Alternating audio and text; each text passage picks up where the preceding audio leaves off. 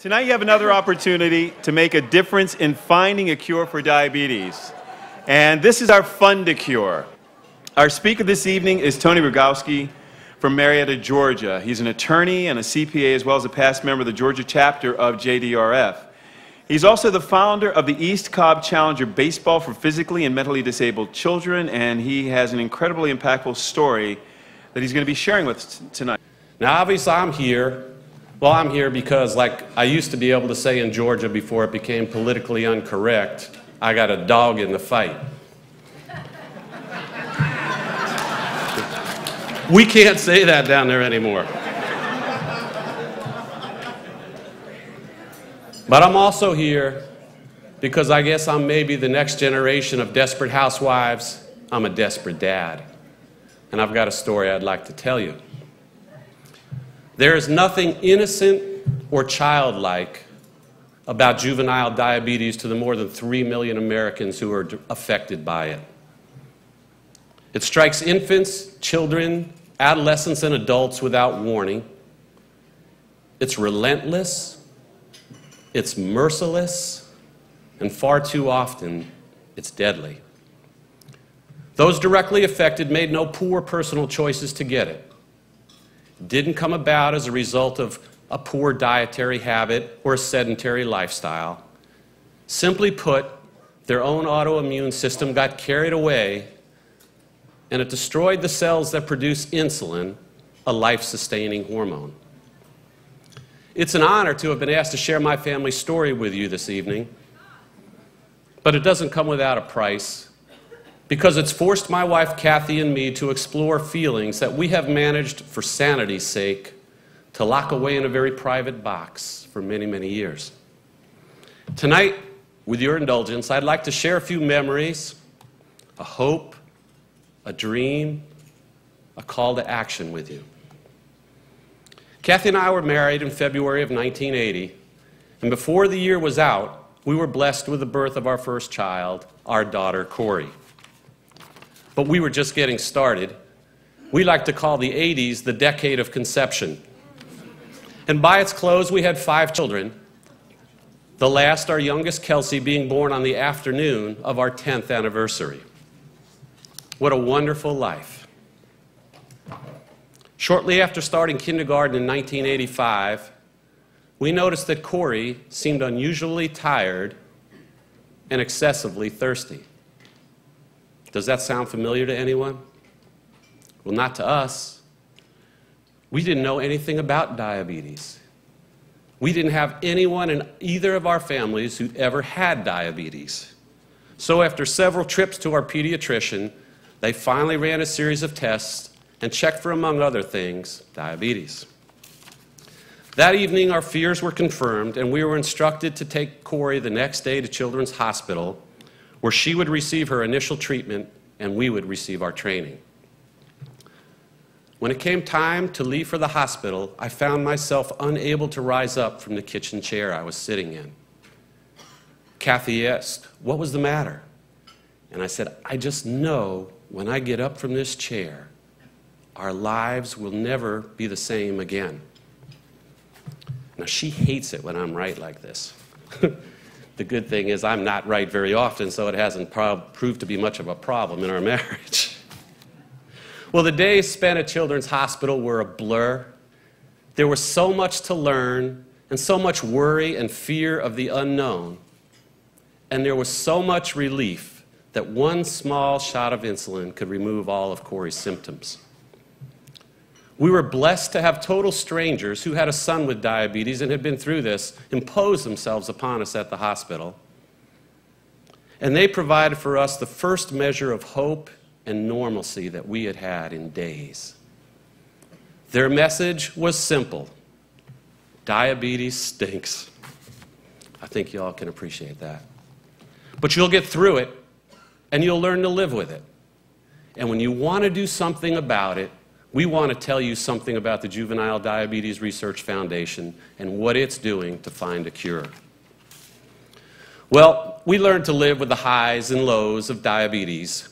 That's a little diabetes humor. They're all lows. The high blood sugars were worrisome and sometimes life-threatening.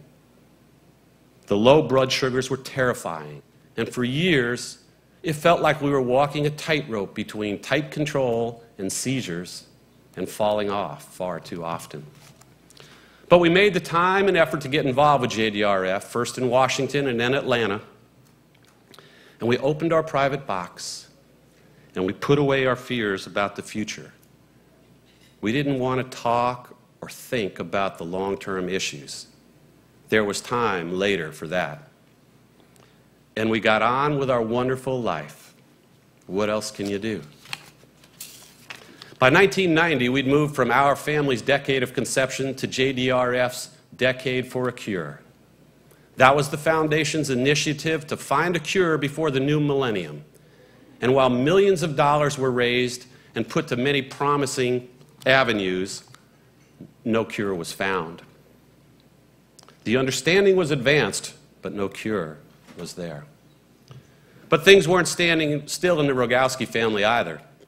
By 1997, we'd been living with diabetes for more than 12 years. Kathy and I, in some unspoken fashion, were able to think, we don't know why Corey got diabetes, and we wish she never did, but at least no one else got it. And we carried that thought until 7-year-old Kelsey came home from a week at Girl Scout camp, unusually tired and excessively thirsty. We did a blood test, HI, too high for the machine to read. We didn't want to, no, we just couldn't believe that that was the answer. So we called a friend and we borrowed their machine and we tried another blood test. We said a prayer, we held our breath, crossed our fingers. HI, diabetes. We took a deep breath, calculated her insulin needs, gave Kelsey her first shot, and we cried.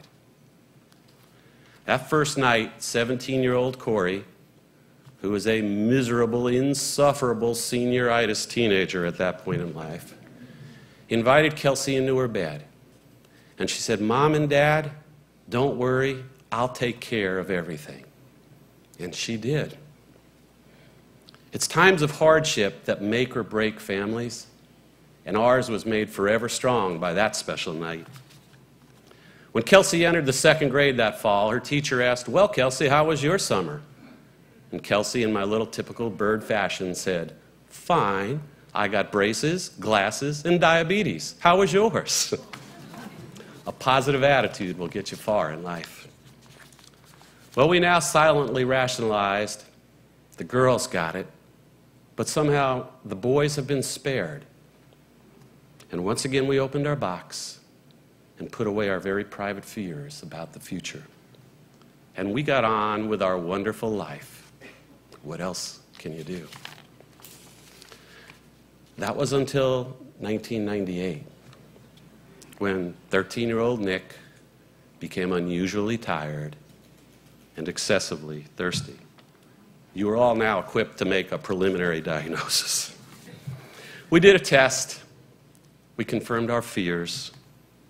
We cried, and we went out to dinner. By now, we were getting pretty good at this diabetes stuff.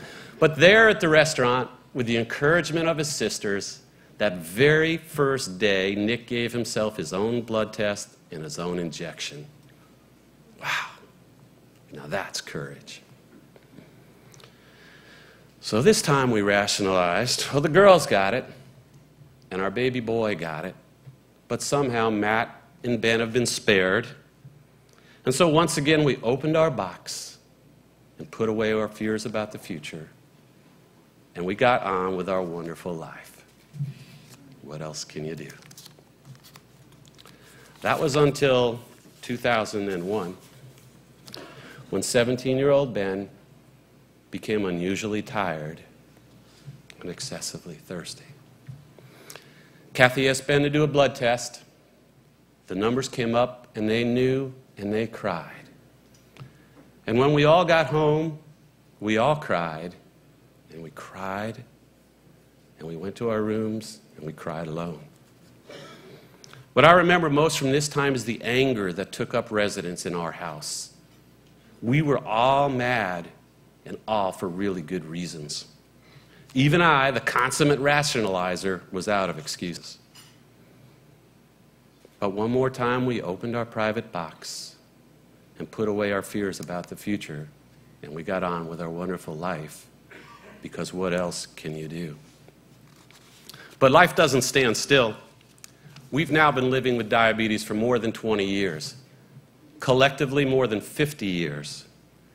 After more than 100,000 blood tests and 75,000 insulin shots, the visible signs of the long-term effects of diabetes are beginning to show in my children. Our oldest daughter, Corey, recently spent 11 days in coronary intensive care with stroke-level blood pressure, diabetic retinopathy, which leads to blindness, and stage 3 kidney failure. She's 28 years old. I was 28 years old when I had Corey. Do you remember how bright your future looked at 28? Well, during this crisis, Kelsey, now 18, came to us one evening and said, "Mom and Dad, I want to stay at the hospital tonight, and I want to take care of Corey. And Mom and Dad, don't worry, I'll take care of everything." And she did. How quickly our babies grow up. How proud they make us. So where are we headed? Where will it end? Imagine for just a moment that this is your family. Imagine for just a moment that this is the family of friends who you honor this evening by your attendance here. Well, I, for one, refuse to consider this possibility without giving it the fight of my life, because I'm their dad, and I mean it. Ladies and gentlemen, this picture represents an entire generation of parents and children who have put their faith and hope into the juvenile diabetes research for nearly 40 years. These were the cute 5- and 6-year-olds who stood beside our great champion, Mary Tyler Moore, in the 80s and 90s and campaigned for a cure that is yet to come. Their issues today are not the inconvenience of blood tests or daily multiple injections of insulin. In our house, those are laughingly referred to as the good old days. Now, while still hoping for a cure, their concerns and ours are the all too real possibility of blindness, kidney failure, amputation, stroke, and death before the age of 40. It's real, and we're living the dream. My family and thousands just like ours are no longer able to set aside those fears in our private box.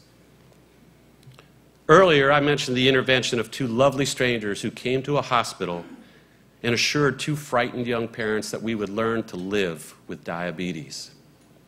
They were right, and we have. Tonight, I stand before you with a hope and a dream that through your generosity this evening, we will fund a cure for diabetes so that we put an end to ever having to learn how to live with dying from diabetes.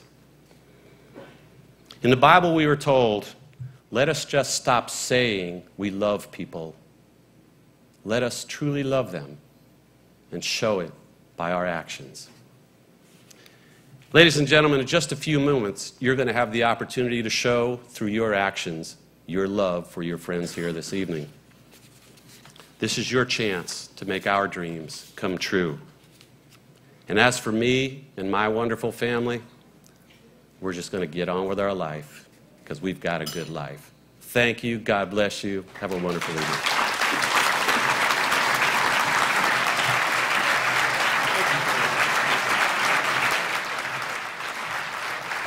Tony Rogowski, ladies and gentlemen, stand for him, please.